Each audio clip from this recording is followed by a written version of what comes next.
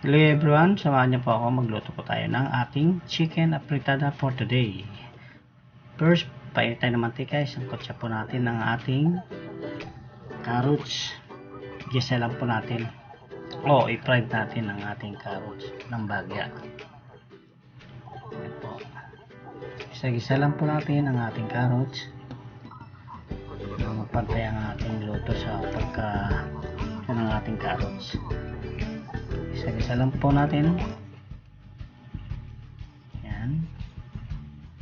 Alam natin nagisa na siya. Set aside lang po natin ang ating carrot. Yan, remove natin. Lagyan natin sa isang bowl. O anumang lalagyan. Yan, ipalo natin ang ating patatas. Igisa din po natin yan. Para-fry din po natin ang ating patatas ng bagya.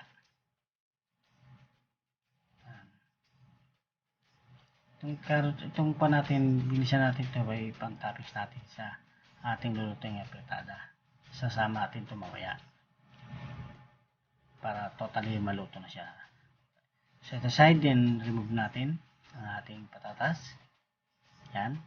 Then ilagay natin ang ating sibuyas. Kisain na po natin ang ating sibuyas.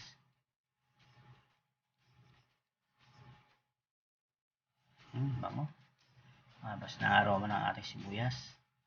Kalagay, ilagay natin ang ating bawang. Isayin lang po natin. Yan. Yan o, nangangamin ng bawang. Sarap, bango. Yan. So, gisa-gisa lang po natin. Then, set aside. Palo natin ang ating manok. Yan. Saute lang natin, isa lang po natin. Halo-haluin lang po natin ang ating manok. Halo-haluin lang hanggang sa lalagyan niyo po ang ating chicken. Ayan po. Medyo kakawa na ang ating manok. Kumakatas siya. Ayan. Po. So, ito side, lagyan po natin ng asin. Base. Kalasa na siya. Diyan natin na asin. Then palo natin ang ating black pepper. Yan. 1 teaspoon of black pepper. Nalagay lang po natin. Halo-halo.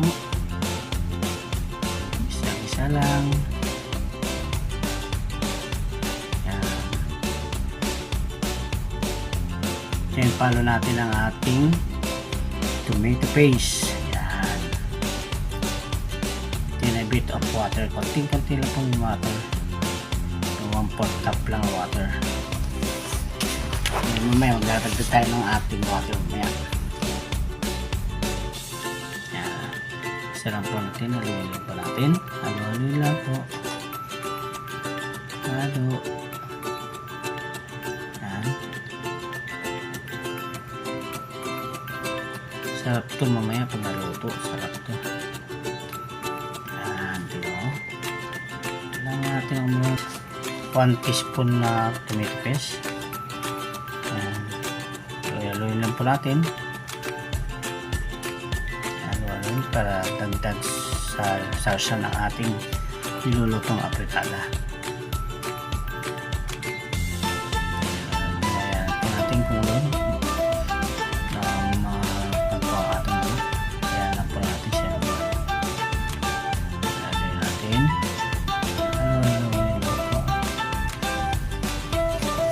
konti na lang ito, maluluto na ito eh. Ito. Maglagay po tayo ng laurel. 2 pieces laurel. Laurel po natin.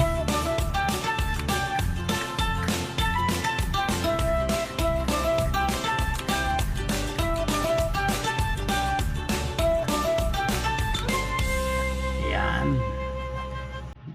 Then maglagay po tayo ng 1/2 cup of water. Yan. Yung warm water lang or hot water, pwede po. Add tayo ng 1 tablespoon of sugar. Brown sugar po yan, brown. Di ba ang ating patada medyo matamis-tamis siya. Tinagay po natin ang ating pinayed na carrots at ang ating patatas. Lagay po natin. At ang garbanzo, syempre. Wala tayong nabili kasing kuwan eh. Wala tayong nabiling red and green bell pepper.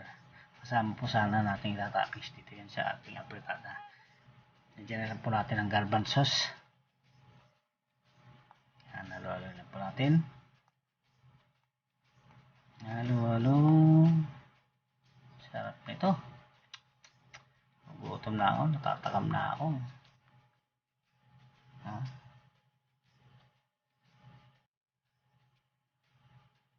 Ayan lang po natin. Sarap, diba? Apritada na.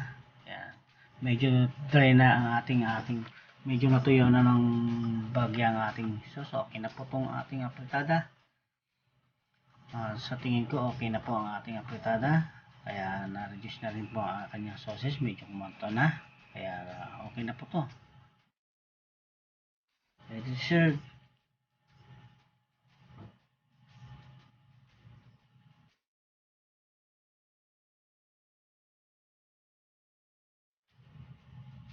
Okay, kain na. Kung nagustuhan niyo po, don't forget to like and share and push the notification bell. Thank you.